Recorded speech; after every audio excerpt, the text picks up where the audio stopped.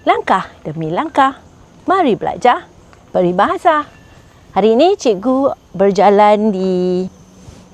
Apa nama tempat dia? Thomson Nature Park. Cikgu hendak jelaskan maksud peribahasa lurus akal. Lurus akal bermaksud seseorang yang jujur dan membuat keputusan yang betul.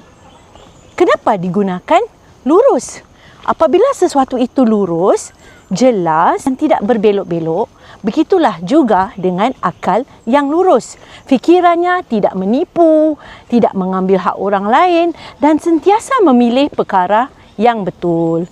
Contoh situasi, Ali terjumpa sebuah dompet. Walaupun tidak ada orang yang melihat, dia berfikir dengan lurus akal. Dia menyerahkan dompet itu kepada cikgu kerana dia tahu bersikap jujur adalah perkara yang betul. Contoh ayat, murid yang lurus akal akan sentiasa bersikap jujur walaupun tidak ada sesiapa yang memerhati. Ingat ya, akal yang lurus membawa hati yang jujur.